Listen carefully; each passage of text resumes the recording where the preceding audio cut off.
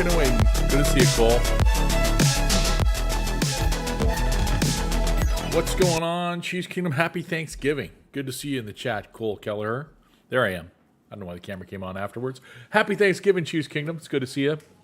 After a win, after a much-deserved, hardly toughly earned win, my suggestion last week was we need to run the ball and we need to shut down Jonathan Taylor. That's what we did. That's what we did. Other than that, you know, it's football. You got to tough it out. You got to get in there. You got to take the punches and give them. We're going to go over the stats of the game. The Chiefs dominated statistically, but just couldn't punch it in when we got in the red zone. Hang on one second.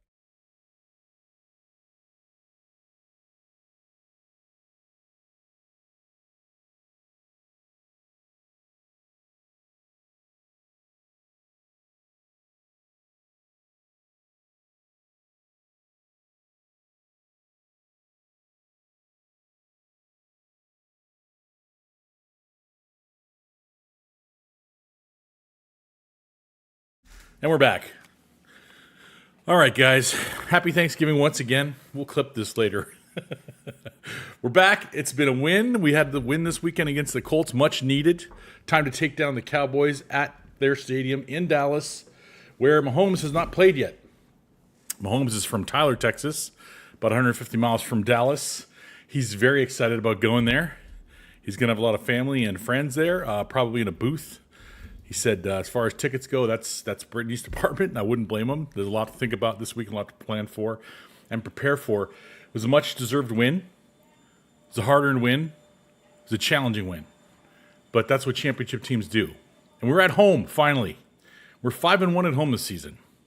Our grief has been on the road this year. Figuring things out. The funny thing is, let's go over some stuff. First of all, the viewpoint that pundits have of this team. Another team can lose 7 or 8 games, and 5 of them are by 1 score, and the motive and the perspective is, sure, they lost 7 or 8 games, but 5 of them have been by 1 score. 5 of them have been by 1 score. And then I heard the same pundits turn around and say, the Chiefs have lost 5 close games this season. That's their MO. Their MO is losing close games. Their MO is not getting blown out by anyone. That's what their MO is. And when they do win, except for this past weekend, they blow out their opponents. No one's talking about that. This is the glass half full mentality that these people have versus the glass half empty. Sorry, the glass half empty that these people have versus the glass half full that smart people in Chiefs Kingdom have, because we've seen it. We've been around for a minute watching this after years of almost and near misses and what could have, should have, would have been. We don't have that team anymore. We have a team that goes, we have how many penalties? Oh, we're going to talk about penalties tonight. Oh, I brought up some stats tonight because I'm just sick of the gibberish, the lies that haters spit out there about penalties, the falsehoods. We're going to pull some stats forward tonight and show you guys. So the next time someone says we get the benefit of the calls, you can tell them that is patently false. The opposite is true. We are the top 1 or 2 team penalized in the playoffs since we've become successful. And since 2017 on, we're in the tops for penalties all season. So what the hell people are talking about, I have no idea. We watch the games, so we know we get plenty of penalties. We get penalties to the point where we get penalized more than the Jags, who get penalized more than everyone, except for us. We lost the game by 3. Great play by Devin Lloyd, by the way. Still wish I think he's a free agent after this season, or I don't know if they're going to franchise tag him, whatever. If they don't, I would love to see him in there with Chanel and the boys. That would be, oh yeah, that'd be my dream. Thanksgiving tomorrow, guys. Gonna get our turkey on. I got some wings in the fridge. I want to do wings early and the turkey later in the day. So it's gonna be kind of a bird day, but you got to have wings on Thanksgiving football day. You got to. I've got to. That's just me. Let's take a look at the game. Let's take a look at some numbers. Before we move on to that, though, I just wanted to mention, people gave Andy a lot of heck last week saying, oh, Andy Reid giving his golden boy a hard time about, whatever, not running the plays properly or running the ball, RPOs instead of blah, blah. No, that's what was getting called. And Andy said specifically, I think we have to call some more direct runs. Some straight run plays, which are just true run plays. Like there's no RPO. It's your running back. You're in the backfield or you're beside the quarterback. Here's the ball. Go. There's no, I'm sliding it out of your gut. Because first of all, I love Patrick Mahomes. He does not do solid fakes. He doesn't. Sometimes he doesn't even get the ball to the running back. He just puts it towards him and then pulls it away. And the running back's 2 feet away from the ball. No one's buying that. No good linebacker, no good middle linebacker in the NFL worth his salt is buying that fake. Now, when we get the playoffs and he starts riding that ball through people's stomachs and people start coming up to play the run, look out. I'm telling you, they're going to get dialed in on that stuff. Ask an NFL franchise, do you hope the Chiefs get knocked out this week and the following couple weeks, or do you care if they slide into the playoffs the way they've been playing right now? No one who's being honest is going to say, I want to play the Chiefs in the playoffs. No one. And if they do, they should lose their job. They probably will, because they'll probably lose. And the owner will go, what were you talking about? Why'd you say that in the news? Anyway, time to take down the Cowboys. As Cole Kelleher said, Cole was here early enough to see me have to take off and put the cat in the other room because the girls want to take a shower and whatever. Dude, it's shower time for my daughter. And her cat was out here crying. He's gone now. But this team, this game was something else. Let's take a look at the stats. Let's just jump over there right now and take a look at that. Time for a cookie here. A little holiday cookie. Look, it's got a Christmas tree on there. Oh, yeah. Shortbread. Okay, 23-20 in overtime. I love in the season, in the age of everybody's going for it on fourth down all the time, and we do it a lot too. The Chiefs took the points this day. We didn't stop running the ball. Here's the myths that we shattered this day. The myths that we shattered. Chiefs can't run the ball. Chiefs won't run the ball. Chiefs can't stop making mistakes, can't get out of their own way. Chiefs can't hit consistent field goals. Chiefs can't win close games. How about now? How about now? Do we get in our own way? Absolutely. Everybody talks about 1 for 6 and inside the, as far as going for touchdowns. The last one, it's really 1 for 5 because the last one was a game-winning field goal. We're not farting around with that. We're taking the field goal because the field goal wins the game. It was already overtime. They'd already given up the football. So 1 for 5, not good enough. Not usually going to cut, especially on the road. At home, you might get away with it if you take the field goals. And they took them, and we needed all 5 of them to win the football game. We needed 4 of them to be in the game, and we needed the 5th one to finish it off. So, yeah. That's just smart, patient football. I tell you guys consistently on this channel, we run the ball 90% of the time, we win. If we run the ball 20-plus times with our running backs, we win 98% of the game. It doesn't matter what the other team does. It doesn't matter that they have an 11-point lead twice in the football game. It doesn't matter. If we don't give up on the run, they're eventually going to have to commit to the run enough that Patrick's going to go zip, zap, zop, and pick their defense apart and move the ball into range to score. We had one of the worst penalties called against us this season to take a touchdown off the board. Again, another touchdown off the board. Before we get into the stats of the game, let me just show you that little nugget right here. This is put up by Dov Kleinman. I question this because I think it's worse than 13. It says over the last 5 regular seasons. Oh, I guarantee you it's more than that. I will dig in. I will look at the games and see how many touchdowns we've taken off the board because I guarantee you it's at least 4 or 5 a season. It's not 13 in 5 regular seasons. It's not less than 3 a season. It's not. Okay? But even if it was, we're second overall in the most touchdowns taken off the board, nullified by penalties. That's not counting this year. And we know we had at least 1 more last week. So, there's that. Then we get into penalties, all the penalty garbage people talk about. Most penalized team in the NFL from 2017 to 2021, we started winning. 578 penalties, first in the league. Worse than the Jags, worse than the Raiders, worse than the Cardinals, worse than the Browns, worse than the Jets. And yet, 60 wins and 21 losses. The next 2 teams, it took all their wins combined to match our wins. 25 and 35, respectively. Then the Cardinals had 35, the Browns had 32, the Jets had 22. We had 60, despite nearly 600 penalties. So don't tell me we get the calls. We do not get the calls. Au contraire, we get the worst flag laundry thrown at us of any team in the league. I'm going to petition Clark. Love our uniforms. Love the history. Change the color. Change the color. Go to a deeper red. Get more yellow on there. Put some black in it. Whatever you got to do. Or wear the all whites most of the time. Whatever you got to do. I'm telling you, psychologically, the red draws out something negative in the human mind, and it shows up on game day.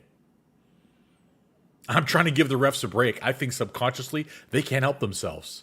They feel compelled to throw a flag, and when the decision's being made in their head, it's that little ounce of extra that makes them, yeah, I'm throwing it.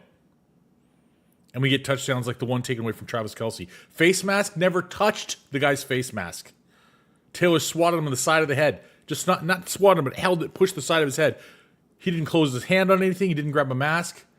Face mask, touchdown over. Touchdown taken off the board. Whatever, doesn't matter. We won the football game. So maybe we needed that to happen to get us more pissed off. So that's 2017 to 21 in the regular season. What about playoffs? 2019-2020, Chiefs 38, next closest team 26 in the playoffs. Penalties. What about, let's see here, 27-24 in 2020 and 2021? Chiefs number 1. Then we took a year off. Actually, no, this year we had this one too.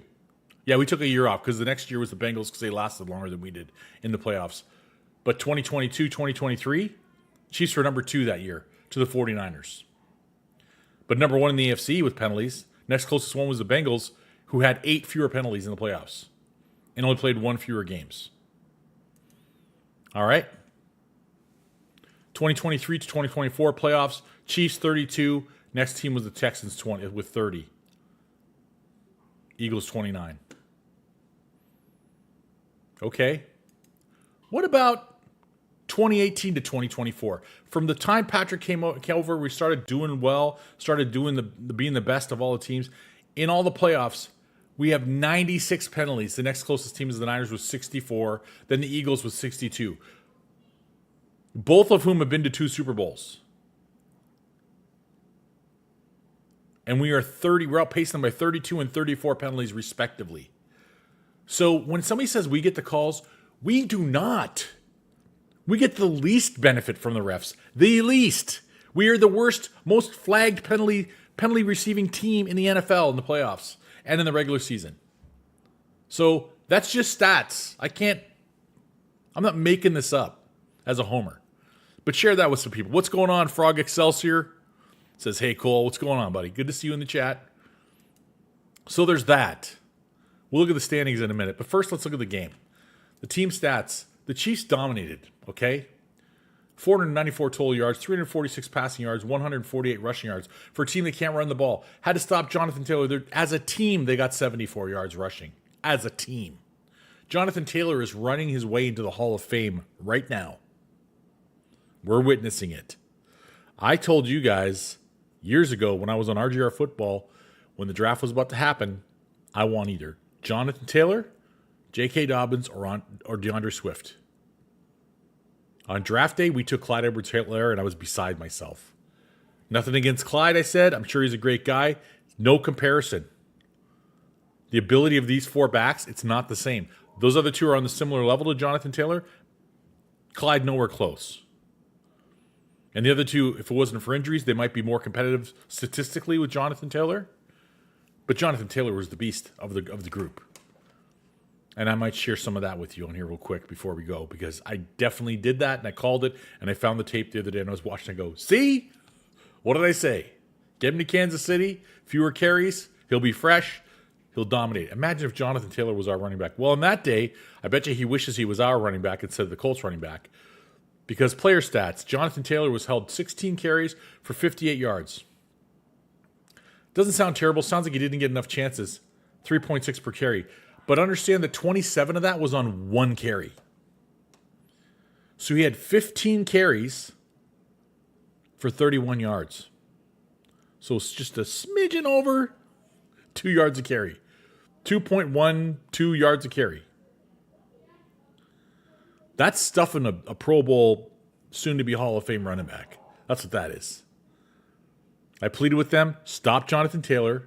If Danny Dimes beats you, you deserve to lose. Nothing against Danny, but that offense runs through Jonathan Taylor. And that's what Spags did. The last 4 drives, 3 and out, 3 and out, 3 and out, overtime, 3 and out. And people after the fact, oh, you're inside your 40, you should go for it on 4th and 3. After they just stuffed Jonathan Taylor for a loss, you should go for it instead of giving the ball back. No, they wanted to trust their defense, who had been duking it out with us all day long. To their credit, their defense was balling out too. But the Chiefs were undeniable at that point. Patrick was in the playoffs mode. And he was like, no, this ends now. We're taking this now. Receiving yards, their top receiver, 1 catch for 48 yards for Ashton Doolin. Tyler Warren had 5 for 45. That's a good game. Decent game by a tight end as a rookie as well. Michael Pittman, 5 for 27. They held Alec Pierce to 1 catch. Their deep threat got 1 catch for 26 yards. I love that. I'd love to see Alec Pierce on our team, but he's there. We got Sky Moore instead. Although that one we didn't have a choice. Alec went the 1 pick before our pick, so there was nothing we could do there, but there's other guys that we could have taken. Our top receiver had 7 catches for 132 yards from the 4th quarter on. The rest of the game, I was like, he looks like a poor man's Dwayne Bowe. What's going on with Rashee Rice? And then he woke up. He stopped dropping the football. Drops? Let's talk about, you want to talk about drops? Drops? You want to talk about drops? Tied for first, second, third, fourth in the league in drops. 18 drops, it says so far. I don't know if that's updated or not, but we have 18 drops by our offense. That's got to change. This has haunted us for how long? And we're 5 Super Bowls, and 3 wins in with a team that likes to drop the football. So consider how great Patrick Mahomes has been and how much better he could be if guys hung onto the football. Oh, and we'll cover that. Xavier had 4 for 59. Travis had 4 for 43. Should have had a touchdown on that carry. Got robbed. Rashard Smith had a couple of his best catches of the season. Kareem Hunt, for all the running he did, he also had 3 catches for 26 yards on 3 targets. 30 carries for 104 yards and a touchdown. Not bad for a guy who's supposed to be washed. Can't do it anymore. Our first fumble of the season. It happens in the fourth quarter with like 8 or 6 minutes, some minutes to go. We're down by 1 score. We're down by 3 points. People are panicked. People said you should be worried. We're down by 9 points. My bad. We were down by 9 or 11 at that point. I think it was 20 to 9, actually. And we're going in. But I seem to remember this moment. You want to talk about balls going off people's hands? And with the reason why when this happened and this guy was released, he had done this 6 times that season. And I was like, he wants $35 million. Brett Veach isn't going to give Tyreek Hill $35 million because of moments like this right here. This right here I'm going to show you. This was the first Super Bowl we won with this group, with Patrick and the boys. And it almost didn't happen because we were down 20 to 10 with 12 minutes to go in the fourth quarter. And the balls, as you can see, there's a ball hitting him right in the hands, right there. See the ball? Laid in his hand like a gift. Off the hands. Pass. Caught by the defender. Behind. 12 minutes to go. Down 10 in the Super Bowl. And Patrick Mahomes has his second interception of the game. And I'll show you this pass. Tyreek's looking at him the whole way. There's no excuse for overrunning the ball. He just broke into his route. It's not like he's going full speed across the field. He's bending into his route. You see the ball coming. Gear down. You got your hands right on it. It goes right off his hands. And that happened a lot that last season in the KC, including the ball off his hands against the Cincinnati Bengals in overtime, which cost us the game. We never saw the ball again. We never got to the Super Bowl. AFC Championship game. But I ask people, I ask you, I compel you to ask your friends. Didn't I get the memo down the Chiefs are paying off the refs? LOL. We're paying them for all their laundry that they're donating to us, I guess. I guess that's what's happening. We owe them a lot of money then, I think. They've given us a lot of flags. I see stuff like this and ask people, when they're in doubt, do you know who our quarterback is? He's not wired like normal quarterbacks. He's wired like the handful of exceptional quarterbacks that this league has experienced. And I'm talking about the top 1% of the exceptional. Mahomes pass behind and he didn't throw it hard. He threw it in there with touch. Mahomes Oof, pass off the hands. behind and picked. Intercepted by the 49ers. And then, of course, they did the immature. They did the immature, premature. Let's go celebrate in the end zone because we know this is over.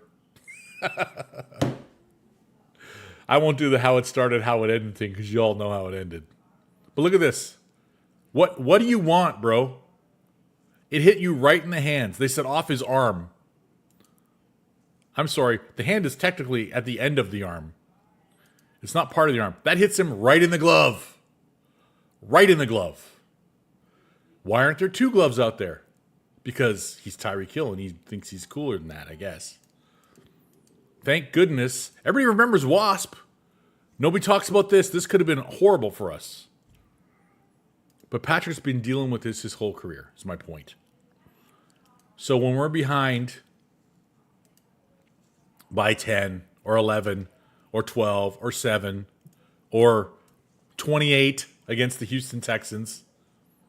I don't want to hear, oh, woe is me, the sky is falling. From anybody in Chiefs Kingdom who's been here for more than 5 minutes. Happy Thanksgiving to you too, Cole. And you as well, Frog Excelsior, and anybody else who's lurking in the chat. I see you guys. I see the numbers in there. Glad to have you. You don't have to say anything. Just hang out and talk football with us. This team is built different, okay? And as a fan base, you got to be built different too, or you're going to have a rough time. You're going to have a very stressful experience. Because as good as they are, that right now they're only 6-5. And as much as everybody says you are what your record says you are, this is one of those teams where they're not quite as bad as their record would suggest. We got the Cowboys coming up next. We know that. They're 5-1. They had a big comeback against the Eagles, which was awesome. The Eagles, who are our only home loss in 18 games, I think we're 17-1. And that was because a ball went off Travis Kelce's hands. We were in the lead, going in to extend the lead inside the 5-yard line, hit him in both his paws, went up in the air to the defender. He ran it back. What did we learn from that? We learned that Josh Simmons is an incredibly athletic left tackle because that dude ran down the DB or linebacker, whoever it was. He ran him down. 55 yards later on the sideline, I tackled him. So, lesson, he's exceptional. Second lesson, please don't let him get injured doing something like that. That's not his responsibility. But it's nice to know he can do that if he had to pull it out of his hat in the Super Bowl or something. But hey, Travis, hand on the ball, bro. We know you know. We know you know. We love you. And we'll take all the bad with the good because it's mostly pretty friggin' great. Cole says, Dan, what do you think of the play where Noah got hurt? He caught the ball with his legs. Yeah, I've done that without the getting hurt before in semi-pro. I would practice. I guarantee you when he's playing with his kids, every once in a while when the kids go away with mommy, he probably throws balls up and practices catching it with his legs and his feet. It's a stupid thing that receivers do when you're on your own time and you're just farting around. You're trying to go, what if the ball landed this way? I've caught a ball between my calves with my legs like right beside the sideline and then just put my hand over it when the defender came in to try to whack it. And the ref came over and he looks, it's not touching the ground. Touchdown. And I go, oh, he's out of bounds. No, look, there's like this much room between me and the sideline. Like kudos, super heads up. The fact that he got hurt when it happened, that makes it that much more incredible because I think he was concussed. To get concussed and still make that play, that's exceptional. And we needed that. We needed that catch. They said his hands never actually touched the ball. I think it hit him in the arm and the chest, and he went down and hit his head and it caught between his legs. Like, that's nuts. He's out for the game tomorrow. We have 3 guys out tomorrow, including Trey Smith. This is a big thing. This is not a little thing. Let's go ahead and look at the who's out, who's in thing. Chiefs and Cowboys injury report. Noah Gray, Trey Smith, and Roland Wallace, who's been playing some great reps for us, he's also out. He got hurt in practice this week. I think he was nicked up in the game, his back, and then it got worse this week. So they're like, no, you're going to stop. You're going to rest. So we're going to see what some of our secondary depth looks like. Everybody in Chiefs Kingdom, let me know in the chat. Everybody in Chiefs Kingdom seems to be of the mind they want to see more Noel Williams.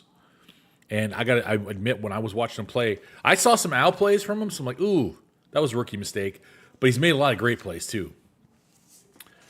I'd almost feel like I'd rather see him than more Fulton. I don't think Chris Fulton's really working out for us. I feel like he's a day late and a dollar short on every play. He's a little late getting there. He's a little late reading stuff. The Cowboys have receivers. You can't fart around like that. You got to be on point. I do like the call-ups. I'll get to that in a second. So Isaiah Pacheco's back. That's huge. Isaiah said he could have been ready to go last week, but they're like, let's just give him another week off. And Hunt just balls out. I love that Kareem Hunt got the ball out. But knowing that Isaiah could have probably gone last week, if it was a Super Bowl, he would have played. And now he got another week of rest. That's going to be awesome. So he's got fresh legs. So our number one running back, this is the advantage. All the Cowboys running backs and all the Chiefs running backs, except for their starting number one running back, played 4 days ago. By tomorrow, they'll have played 4 days ago. Isaiah Pacheco hasn't played in 3 weeks. He's been resting and getting healthy. That's huge. Don't sleep on that. That's a big thing. We need that. We need him sharp. Juwan Taylor's good to go. Xavier Worthy, that's huge. George Karlaftis, that's huge. Leo Chenal, that's huge. I don't like Rashee Rice having a hamstring. I don't like running backs, Pacheco, running backs, Pacheco, linemen and linebackers, Taylor and Chenal with knee issues. That's not a fun situation. Karlaftis with a thumb, worst case scenario, if it got aggravated, I'm sure they would wrap the shit out of it and he'd keep going with a club hand. And Xavier Worthy with an ankle, I don't like that. I know he's still dealing with his shoulder stuff too. The one that got me, though, was Patrick Mahomes is dealing with a groin. That explains why he's not running like he was earlier in the season. He's taking it easy on that groin, so he'll be ready for the playoffs, I guarantee you. I guarantee you there's been times he's wanted to take off. He's like, I'm not going to push it. Because if he goes down with a groin, we could lose him for the rest of the year. Or the rest of this playoff run, because we're kind of in the playoff run now. We got to play tight. Cowboy side, Tyler Guyton's out.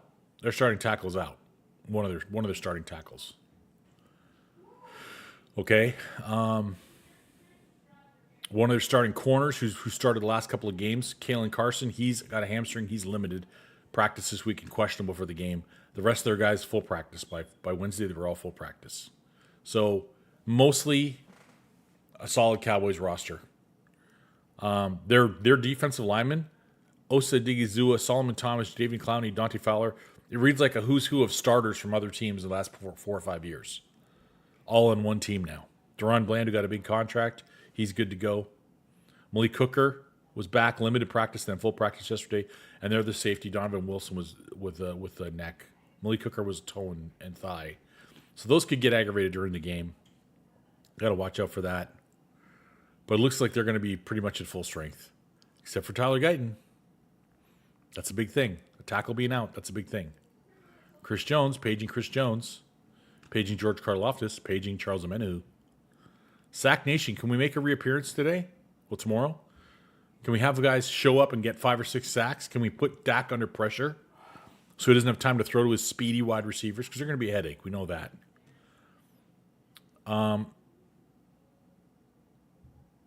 It says here's some better news. Isaiah Pacheco, who has missed 3 games with an MCL sprain, was again listed as full participant. He's not been given a game designation, meaning he's good to go for Thursday. That's huge. Tyler Guyton was injured in Sunday's win over the Eagles. Didn't participate all week. He's been declared out. Kalen Carson, again, like I said, questionable. Everybody else is full participants. So it's going to be, a tough game. It's going to be a tough team against a tough team. 2 teams that are capable of coming back. One thing I did like was the activations this week. Issa Pohl, who was, a much liked lineman coming out in college, he's now in the Chiefs practice squad. He's been elevated, along with Mike Edwards, safety. We all know him. He's won rings with us. Mike's a baller now. He's coming up.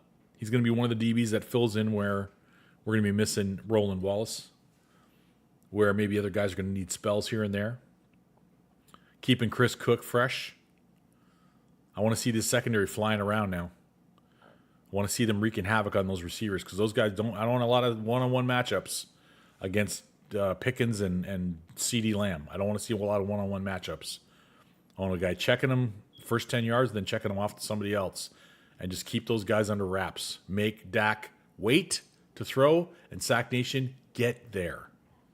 They're down a tackle. I don't want excuses. Get home. Get him off his spot. Don't let him run. Spy him. And take him down. That's it. What you got to do. Somebody played a little Madden game. It was 24-17 till late in the game, but Chiefs won 24-21. I'm going to play a Madden game after this because I like to do that. We already went over that game, obviously. People talking about Patrick Mahomes. He doesn't really have it this year as a passer. Really? Because, passing yards, he's number 2. Passing attempts, he's number 2. So passing yards, he's number 2 behind Drake May, rather. Drake May's number 1 in passing yards, rather. And Patrick's number 2. Passing attempts, number 1 is Joe Flacco. Patrick Mahomes is number 2. Passing completions, number 1 is Dak Prescott, who we play tomorrow. And number 2 is Patrick Mahomes. So yards, attempts, completions, he's number 2 across the board. Why is he tops in touchdowns? C, drops by receivers rank for the team. That matters. See how many times Tyquan Thornton has caught the ball and falls on the ground. Can we have a game where Tyquan Thornton catches a deep ball, keeps his feet, and runs all the way to the end zone? Doesn't just automatically give his legs up as the ball's coming in? Watch tomorrow. Mark my words. If he throws deep to Tyquan Thornton, let's see if he starts giving his legs up as the ball starts to come down. Because once you see it, you can't unsee it. And you're going to be like me shouting at your TV, stay on your feet. Stay up. He does it all the time. Whether he catches the ball or not, he hits the ground every time. It's also not good for your body in general, especially a guy that's not a big, thick tight end or something like that. Stay on your feet, bro. Do yourself a favor. So the Patrick Mahomes doesn't have any more stuff. That's obviously BS. This is basically the summation of the game right here by Trey Wingo. I'll let him share it with you. So they lose the turnover battle 2-0. That's our Chiefs. Interception early in the game. Great play by Latu. Patrick tries to zip it out there. He tips it up to himself, catches the interception. Patrick throws his body into his legs and takes him down inside the 5. A gimme touchdown for the Colts. They take it in real quick. And then the fumble. First fumble of the year by Kansas City Chiefs. First fumble in years by Kareem Hunt. His first fumble in the league was his first carry in the league. What happened the rest of that game? Chiefs destroyed the Patriots. And he had a rookie record-setting day. Kareem Hunt did. So apparently fumbling the ball fires him up a lot. It doesn't happen very often. Once every 8 years, whatever. So we lost the turnover battle, obviously. They had 7 penalties in this penalties. game. Now, the Colts had Some 11. horrible ones. And I know what Kansas City Chiefs fans are thinking. One of those penalties was ridiculous. It was absolutely ridiculous. They called the face mask on right tackle Juwan Thomas on Travis Kelce's running touchdown. He never grabbed the face mask. It was a terrible call. So for all these people that say Kansas City gets all the calls, that one wiped a touchdown off the board. And oh, by the way, for all the people last year that were saying the Chiefs get all the calls, do you know which team had the most touchdowns taken away by penalty in 2024? It was the Kansas City Chiefs. So just bury the bullshit of that mantra forever. Thank you. Your feelings are hurt because the Trey. Chiefs keep winning. It has nothing to do with the refs. Preach! I can go through all the statistical data you want. I did it last year. I just showed it here again. You won't care because you're in your feelings. It has nothing to do with your feelings. It has something to do with reality. Called facts. So the Chiefs lost the turnover battle. The Chiefs had a bunch of penalties. Had a touchdown wiped off the they board. had just little things. Rashee Rice came up big in the fourth quarter, huge in the fourth quarter, big in the second half, had a bunch of drops in the first half. Patrick Mahomes missed a couple of easy throws on guys. Kelce wide open, and when he was on the run, he overthrew him. Rashee Rice touchdown pass or a throw in the corner of the end zone, in the left corner of the end zone. If he leads him, that's an easy touchdown. He threw it inside. Rashee had to turn back and get it. I'm telling you, the little things always turn into the big things. But we're this close. So it was a must-win for Kansas City. They had to have it. Are you tired of being stuck? We're this close, and when we do hit it on all cylinders, we'll go over the schedule and the scores. We blow teams out. This year. Not in general. This year. There's still so much they have to clean up. There's still so much Kansas City has to clean up. Now, let's take a look at the positives. They are still outside the playoff picture, but they have the potential to finish the season on a 7-game winning streak. Do you hear that, folks? From someone other than a Chiefs fan? They have the potential to finish the season on a 7-game win streak. The Broncos have won, 8 or 9 in a row? If these Denver Broncos can win 8 or 9 games in a row in the NFL, do people really believe that the 3 times in a row appearing Super Bowl champs and then lost 1, but 3 Super Bowls in a row, Kansas City Chiefs can't win 7 in a row? If we win 6 in a row, if we win 6 out of 7, because I'm not going to say we're losing to the Raiders, but if we win 6 out of 7, do we think we don't make the playoffs? 11 and 7? Sorry, 11 and 6. Do we think 11 and 6 doesn't make the playoffs? Let's see what we got left. We have the Cowboys. That's huge. That's a big one. On the road, it's Patrick Mahomes from Tyler, Texas, playing in Dallas. His team his dad rooted for, and he rooted for with his dad. They watched a lot of football games together.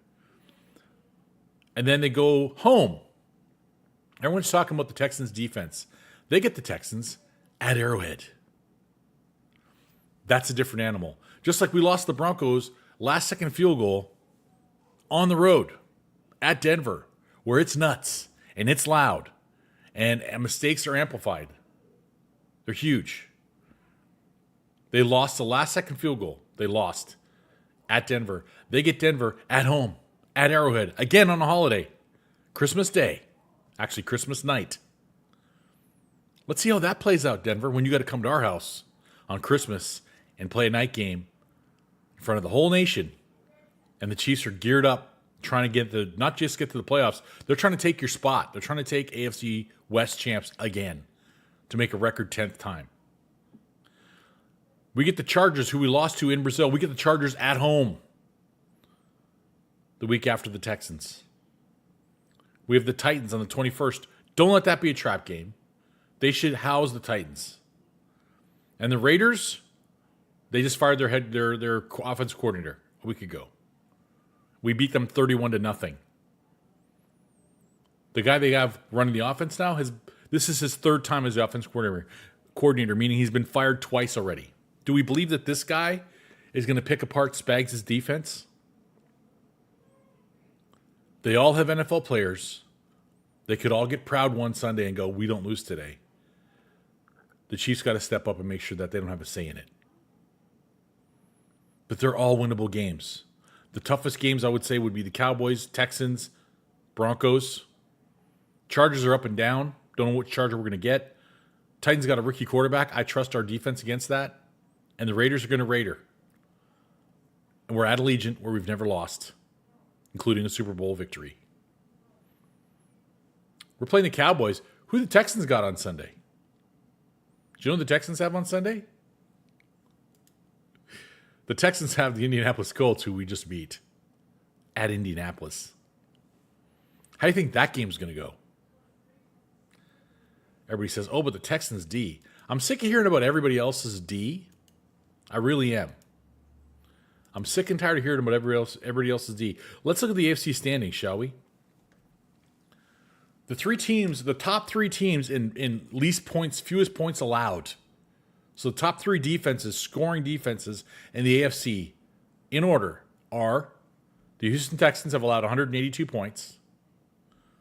The Denver Broncos have allowed 10 more points with 192 points given up. And your Kansas City Chiefs have given up 9 more points than the Broncos, including just having played supposedly the best team in the AFC in the Indianapolis Colts. Don't sleep on Spags. Don't sleep on our defense. And oh, by the way, if our defense is playing aces and lights out, our quarterback is Patrick Mahomes. Who's your quarterback? Bo Nix? Justin Herbert?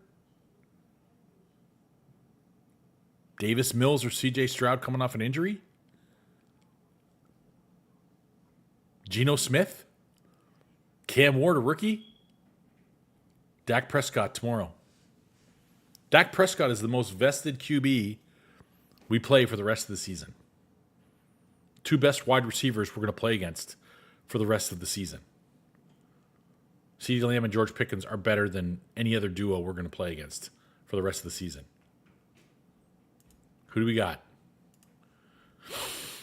Chargers, they got some good receivers. They don't have CeeDee Lamb and George Pickens. Texans, they got some good receivers. Nico Collins is not George Pickens and CeeDee Lamb. Titans, forget it. Broncos, nice weapons, but not even close. Raiders, Brock Bowers. That's their best receiver, the tight end. And he's really good, but it's one guy. None of this means anything's a given. But the pathway looks so much more optimistic right now. And tomorrow could be tilting one way or the other. But I've heard some fans say it, and I gotta believe, I feel it. I'm like, I can't see this team letting Patrick Mahomes down in Texas.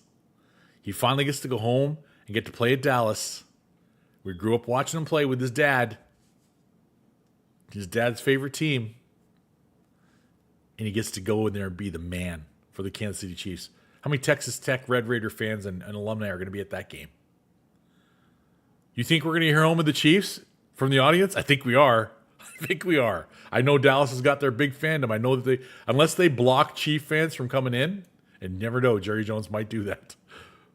We're probably going to hear it. It could be louder than SoFi Stadium, and that's pretty loud. What do we got in the chat? Everybody's happy Thanksgiving. Dan, what do we think? The player Noah. Okay, we got the Noah got hurt. He's out. Yes, got all that. Should we play Pull when Smith is out? I think they might healthy scratch Wanya Morris again. They healthy scratched him last week. Have a happy Thanksgiving. Thank you, Kevin Capel. Good to see you, sir. And Chiefs will win a shootout, 34-31. Defense will be a no-show again on the road. Okay, I hope not. I hope we win 34-21. How about that? Thornton loves to pretend he's a frog jumping at a bug. I'll take that. I would take a frog jumping instead of a frog falling back and hoping his tongue can get the ball on the way to the ground. No. Jump up and get it and then fall down. I'm golden. Jump up and get it, let the DB fall down and run like, I don't know, Randy Moss used to do to everybody. Just jump up and high point and let them fall down because they're nervous because they're afraid they can't cover you and they can't. No, I'm just going to fall away. I played with guys who can't focus on their feet and their hands at the same time. It's a mental block. And the ball would get close to them and their legs would just stop working. And this game, the Bronco game, Worthy and Thornton both had cases where they stopped running their hardest. Like, do you think you're outrunning Patrick's arm? Because you're not. Everybody goes, the overthrows. Go back and watch them. We covered them last week. Those overthrows, they both stopped running. Because when you're running, you're doing this. Knife hands. Hands are going up. And they both started letting the hands down. No, you're not there yet, bro. The ball's going to outrace you. Thornton missed the ball by like that much. And that's with falling to the ground. He missed it by that much. Worthy was about this far away. You can't tell me that 3 or 4 more steps at full speed wouldn't have covered about 2 yards or a yard and a half. Don't slow down. Run your routes completely. Yeah, it's nice to let up a little bit because you got space and you think the ball's going to hit you right in the hands. Until you got the ball, don't be letting up. And once you got the ball, just run your whole damn route. And for the love of all that's mighty in football, don't drop the ball on your way into the end zone trying to be cool. Carry it across the goal line. Hand it to the referee. That's what I want to see for the rest of the season from Chief players. I don't care what all the other teams do. Our team, when you get a touch, when you're going in for a touchdown, hang on to that thing like your life depends upon it. And when they see the arms go up from the ref, walk over and hand him the freaking ball. Pull a Jerry Rice, pull a Barry Sanders, walk over, go, here you go, sir. Unless you're keeping it, and then take it back to the sidelines and take it and give it to somebody on the sidelines. But don't let the ball out of your grasp. This weird ego crap that costs people games, unfortunately, some people gamble on this crap, and it costs them money. That's got to be very tremendously frustrating. But that's your own. If you're going to do that, that's up to you. Covered that. Standings. Okay. We're 6-5. 7 teams make the playoffs. 10-2 Patriots look like they're running away from their division. Okay? Bills are now 7-4. 7-4.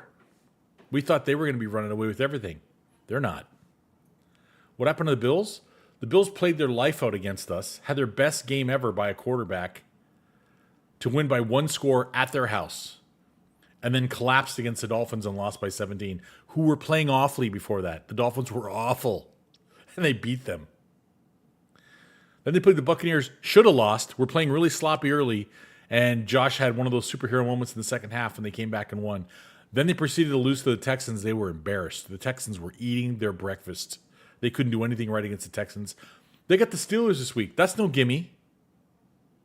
I don't know if Aaron Rodgers is going to play it or not. I know they're iffy because of that broken collar, or broken wrist, or dislocated shoulder, something. I can't remember what it was, but it's on his non-throwing side.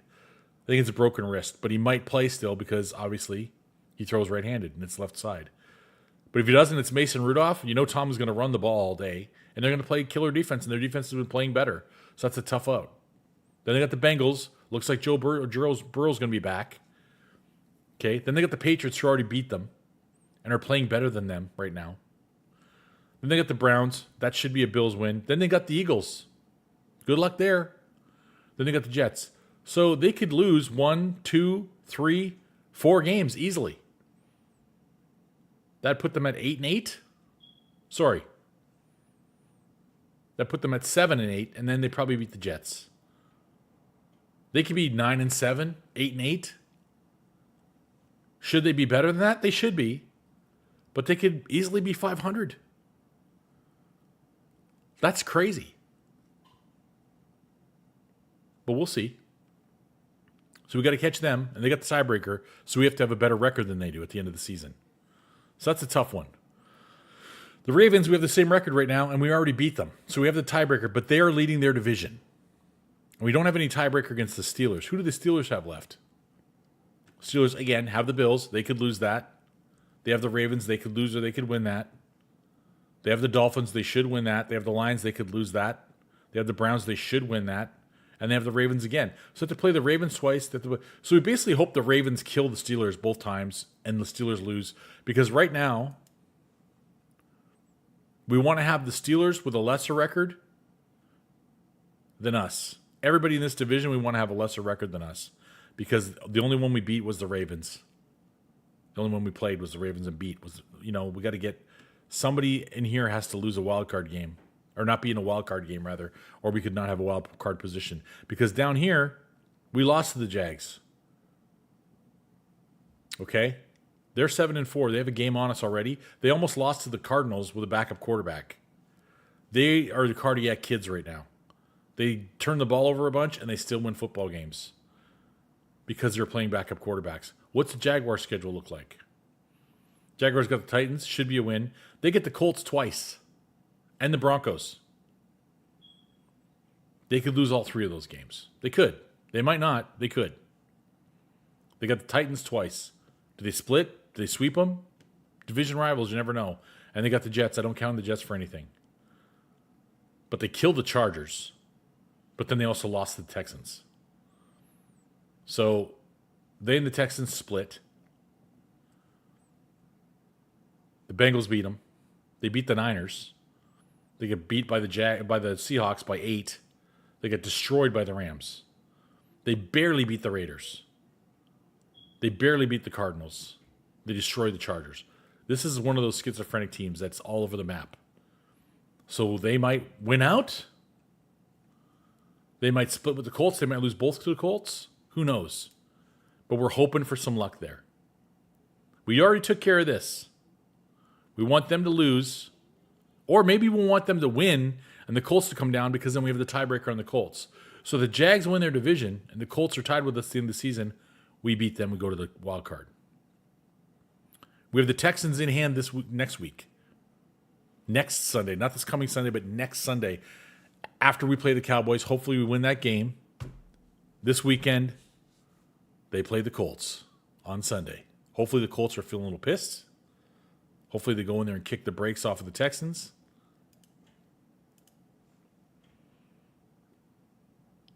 Earlier in the season, did they play already? Or they got him twice? They got him twice, I think. No, the Jags got him twice. The Colts have... Sorry, I'm back on Chiefs for some reason. The Texans, there we go. Yeah, the Texans have the Colts twice. The Jags have the Colts twice. They still have to play their teams twice. That's huge. In our own division, we get the Chargers at our house. Chargers got destroyed by the Jaguars. The Raiders got to play the Chargers in SoFi. Which Raider team is going to show up? Then the Eagles go to SoFi. They're going to want some blood. That's a Monday night game. Then the Chargers come to our house. We got to take care of business. Then the Chargers go to the Cowboys. Then the Texans play the Chargers, and the Chargers got to play against that crazy defense. Then they play the Broncos. Again, they just lost to the Jags. They could easily lose 1, 2, 3, 4, maybe 5 of those games. They could take themselves right out of the playoffs at the end of the season. Or maybe not. So nothing is in the cards yet that we're going to definitely get there. But nothing is in the cards that we're definitely not. The Broncos have the Commanders. Is Jaden Daniels going to play or not? I don't know. We'll find out Friday. If he plays, makes a huge difference. At the Commanders, we'll see.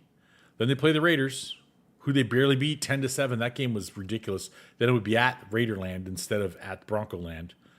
The Raiders held them to 10 points. Brock Bowers is just getting his legs back under him. The week before that, he went off. Then this week, they just kind of forgot that he had him, I guess.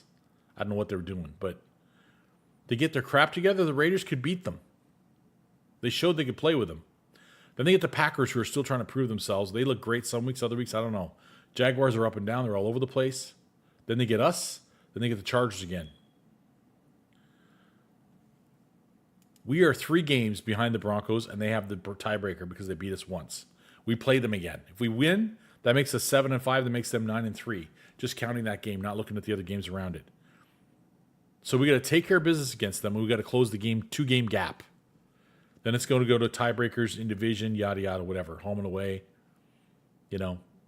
or like contestants and divisional opponents. Right now, our problem is we lost to the Broncos, we lost to the Chargers. We got to win the rest of our games in our division. We got 3 more. We have win, loss, loss. Beat the Raiders, lost the other 2. Now we got to beat all 3. That would make us 4-2 in the AFC West. And if the Broncos and Chargers finish lower than that, and we have the same record, we get the playoff spot. We get the championship in our division. If we have the same record and a better division record, the same overall record, better AFC West record, that's what we need to have. So this is not at a play yet, folks. Nobody wins anything for being 9-2. Nobody wins anything for being 10-2. There's a lot of season left. Hang in there. You got to believe this is a team that's shown us they deserve it. What do we got going on over here? Happy Thanksgiving and Chiefs will win. Shoot. Okay, got that one. Frog Excelsior just laughing at your comment. It's pretty funny. Got to admit, it's pretty funny. Let's go back to the chatting screen. Before we say goodbye, here's my note card right here. What the Chiefs got to do. Right at the top. Before the game, stop JT and run the ball. They did that. Jonathan Taylor, 58 carries. 1 rush was 27 yards. Kareem Hunt, 30 carries, 104 yards, and a touchdown. Got a fumble. After the fumble, the whole team is picking him up, going, bro, it's all right. We got you. We need you. Let's go to work. That's who this team is. This is the team with the same psychosis I had when I played football of, we just made a huge mistake. Forget it. Next play. Let's go. It's always about the next play until there's no more plays to play. It's always till the next down. This is a team that gave up the lead in an AFC divisional game with 13 seconds to go. And everyone in the booth celebrating, celebrate good times, come out. I felt terrible for Josh Allen's father. Because I was looking at that man going, do you not know who our quarterback is? This is not over. He's played every bit as good as your son, and he gets the ball right now. Coin toss, we get the ball. Tip your waitress, folks. Have a good offseason. Chiefs are taking this game. Then they changed the rules because the Buffalo Bills cried. But okay. We're on to 2025. We're on to the Cowboys. Happy Thanksgiving. I can't wait. Tomorrow's going to be a fun one. It's on CBS. Let's find the info for the game for you guys. Where are we? Chief schedule. Okay. It's TV streaming. It's on NFL.com. I believe I can see it on NFL.com. But TV and streaming, it's on Hulu and Live TV. Okay, I've got Hulu. I've got Paramount. I don't have YouTube TV. That's way too expensive. And CBS is on Paramount as well. So if you guys have Paramount, you can watch it live streaming. I'll probably be listening to Mitch Holthus or NFL.com at the same time because sometimes it's a little bit ahead of the TV. For some reason, the streaming is delayed, which is kind of annoying. It's never really live, unless you're there. So make sure you get there, get set up with your goodies early if you're sitting at home. If you guys are thinking about going to the Christmas game, depends on what my girls are doing. If my girls are going to go back to see her family in California, you might see me in Kansas City on Christmas Day. I don't want to be apart from my daughter on Christmas. But for that game, December 14th would be better. I'll be honest. December 14th would be better. December 7th would be awesome. It's too soon. But December 14th against the Chargers at home in Kansas City, 1 in the afternoon. Hopefully not too cold. But I did check the Farmer's Almanac for anyone that's interested. It's supposed to be mild, and it's a mild and comfortable day on December 25th in Kansas City. That's the forecast. It's a long-range forecast. Those things change. We know that. But Farmer's Almanac's pretty good. And if they're on point, man, would that be a great game to see. Christmas night. Chiefs and Broncos slugging it out, possibly for the AFC West. 1, 2, 3, 4 games between that and then for us. And, we'll see what those donkeys do. I wish they had a little tougher schedule going forward, but Commanders, let's take a look before I go. If Jaden Daniels going to be healthy or not. Commanders injury report.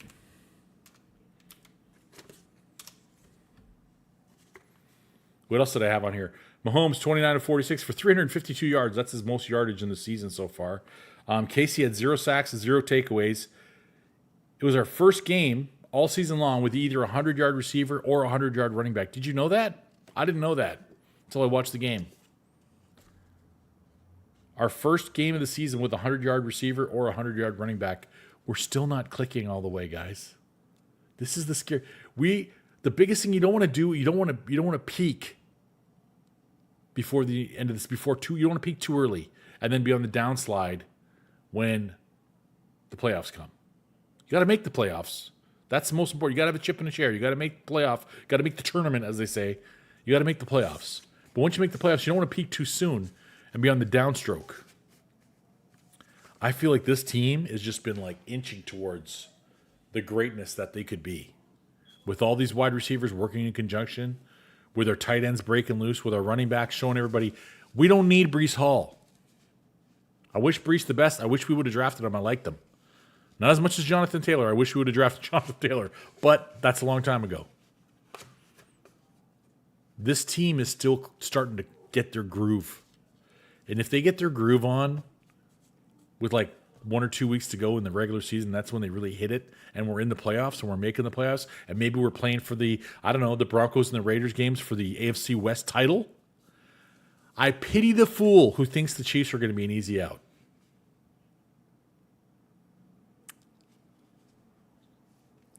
Colts got to play the Texans twice and the Jags twice.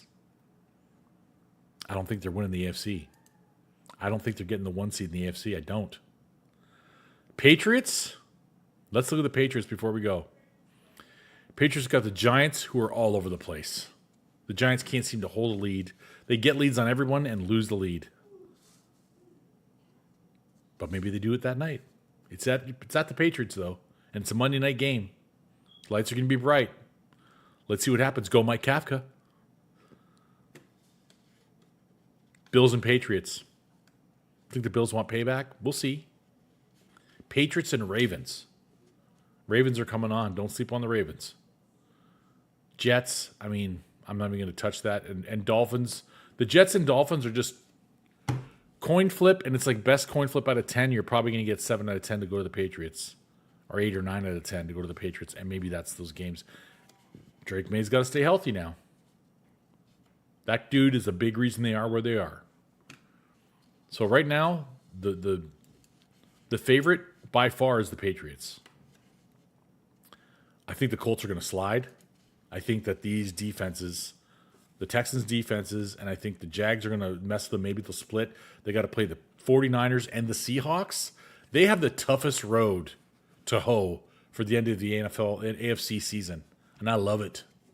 They're going to play the Jaguars twice, the Texans twice, the 49ers and the Seahawks. Good luck. That's all I'm going to say. Good luck. If Jonathan Taylor gets 2,000 yards this season, he's your MVP. He will be your MVP. NFL rushing leaders. Right now, Jonathan Taylor has 1,197 yards. James Cook has 1,084. They're the only two guys over 1,000 so far. Jonathan Taylor's got 15 touchdowns. If he can get $2,000, he's almost 1,200, let's say. If he can hit $2,000 with that schedule in front of him,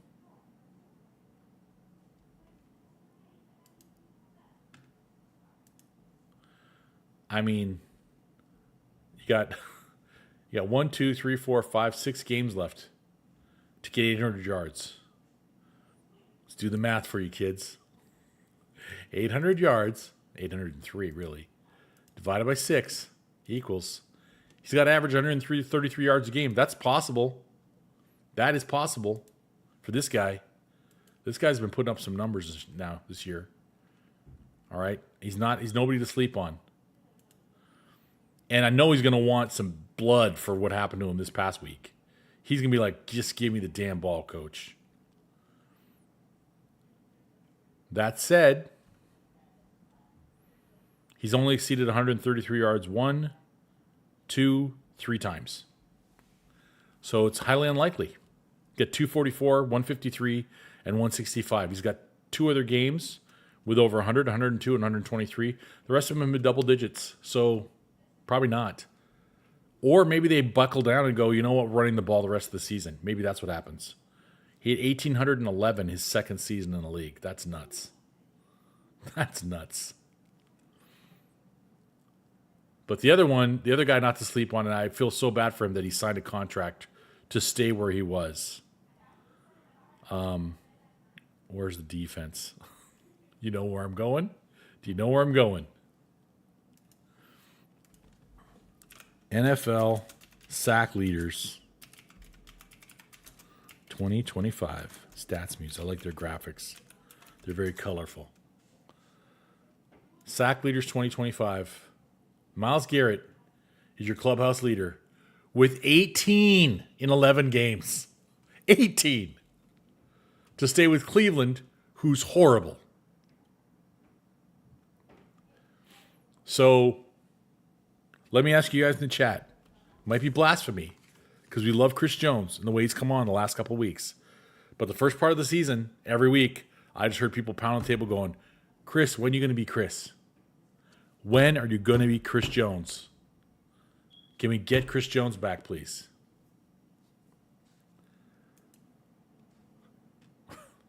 Myles Garrett's 29. Chris, I believe, is the same age or close to it.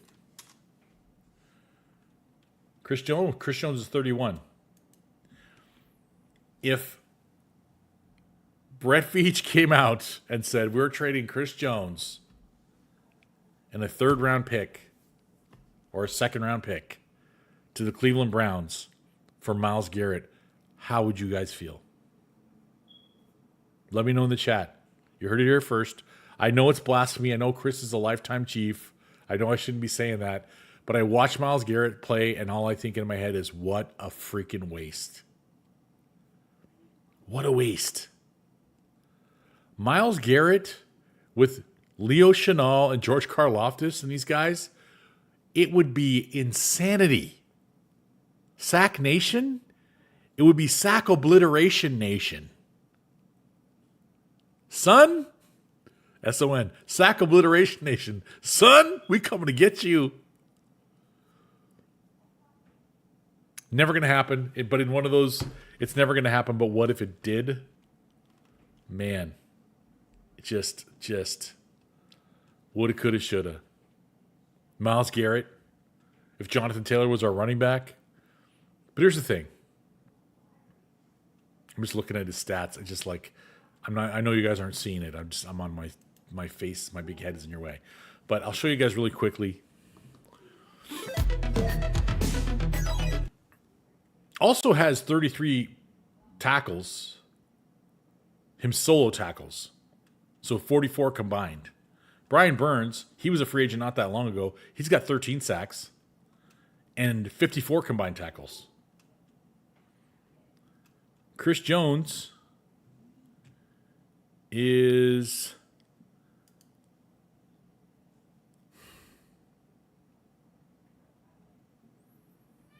not in the top 25. And 1, 2, 3, 4, 5, 6 of the top 25 have 6 sacks. I mean, what are we talking about here? Is it too far from the realm of possibility? Garrett wins when getting doubled and sometimes tripled. Yeah, he's a nuts. He's insane. He's got 120 and a half regular season sacks. Now, Chris is killing him in postseason sacks because he's never seen the postseason. It's not fair. Chris's stats. Right now, Chris Jones has 3 sacks. George Karlaftis has 5 sacks.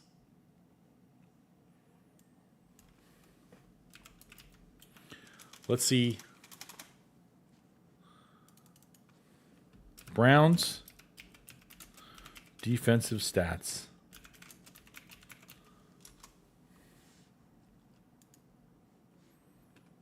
Okay. Let's check it out here. Rushing, receiving, defense. Sacks. We know who's got the lead in the clubhouse. Myles Garrett has 18. Malik Collins has 6.5. Cameron Thomas has 2.5. Alex Wright has 3. Okay, so in the world of all these other guys are getting sacks because Chris Jones takes up so much pressure. Myles Garrett takes up as much, if not more, pressure all the time and leads the team in sacks by triple the next guy. Also has 44 tackles. The guy that's second in sacks only has 24. The guy who's third in sacks has 24. The guy who's fourth in sacks has 18. Devin Bush, the linebacker, has 2 sacks. He's got 75 tackles, but he's a linebacker flying sideline to sideline. Sweshinger, the other linebacker, he's got 96 tackles, 1.5 sacks. Okay, now let's do it for the Chiefs. Are you ready for it? Are you ready for it? Chiefs defensive stats. Because I'm sorry, it's the most over-preached argument. It drives me insane. I played semi-pro for 10 years. Just about 10 years. Sack leader for the Chiefs is George Karlaftis, I believe. Yes, with 5. And he has 35 tackles. Chris Jones has only 3 sacks. He only has 16 total tackles combined and solo. He has one more sack than Drew Tranquill, who has 50 tackles. But only one more sack than Drew Tranquill. So one guy leads the team in sacks by a lot. And is also, third on the team in tackles. 4th on the team in tackles.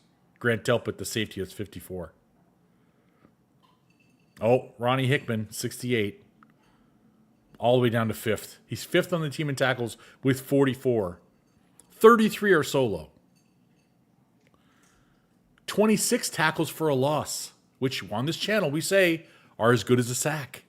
You lost yardage, you lost the down. That's what a sack is. The only difference being the sack is specifically on the quarterback. But 26 tackles for a loss. Chris must have 30 of those, right? He has 8. No, that's George. My mistake. Chris has 6 tackles for a loss. 20 fewer than Myles Garrett. So we can't, it's apples and oranges. You can't compare them anymore. There was a time when people were trying to say Myles Garrett and Chris Jones are the cream of the... It's not even the same class, dude. It's like saying Daniel Jones and Patrick Mahomes. Daniel Jones is playing some good quarterback, the best quarterback of his career. He's playing the kind of quarterback I thought he would play if he came to a good team with a good coach and a good offense and a good run game and a solid defense. He's playing solid quarterback play. He's not Patrick Mahomes. And Chris Jones is not Myles Garrett. And it's not going to get better. He's 31.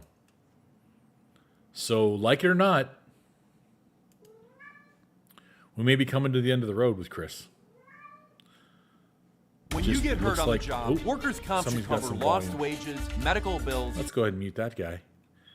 It's looking like it's rough. It's really rough right now. Projected to have 4.6 sacks at the end of the season. Like, help me out here. And of course, when we go here, here's the death knell. Over the cap, Chris Jones' salary number against the cap, $23.5 million. Just over $23.5 million. I mean, Jawan Taylor should be gone next season too. Jawan Taylor, for all the penalties he gets. Now they say he's got good quarterback, good tackle play when he's not getting a penalty. And he won't be 29 till next season, but he'll be 29. And he's making a lot of money for a guy who makes a lot of mistakes. Cat's fighting to get in the room again. It's time to go. But are we looking up right now? We're looking up right now. Let's go back to the raid page and say goodbye. Things are going the right direction. I want to end on a down note. Garrett might be the strongest human to play football. He's built like a tank. He is a tank. He's one of those guys where it's like the hype was not too big. Okay, because I remember the combine and the underwear ads. Everybody's going, "This is Adonis," and this. A lot of times those guys flame out in the pros. They don't. The physique doesn't translate to great football player. This dude is a man amongst men. You're watching it on Antenna TV. You're right, Dan. Streams are way behind. Yeah, they are. Would take the deal, says Kevin Capel. He's a human tank. He's a human tank. I was a tank gunner. This dude is the closest thing to a human tank combo I think we've ever seen. Christian Fulton, hopefully he doesn't get more playing time than Noel Williams, unless Noel Williams doesn't know what the hell he's doing. And in that case, I'm trusting Spags. But we went over everything. We covered it all. We can run the ball. We can win the close games. Here's the thing. The close games are a back and forth thing where it's like it goes one way for a while. Last season, we had a bunch of close games. We won all of them. This season, we had 5 close games we lost. And then we turned the tide yesterday when we got one at home. And we won it. The difference is the Chiefs are a team that can blow you out too. And have never been blown out this season. They don't get blown out. If you're not careful, they can blow you out. And now we've proven close game at their house, you're probably going to lose. So tomorrow, we're in Cowboy Land. We're at Jerry's house. It's going to be a house of horrors or it's going to be a house of fun. Let's hope it's a fun house. As always, go Chiefs. Happy Thanksgiving.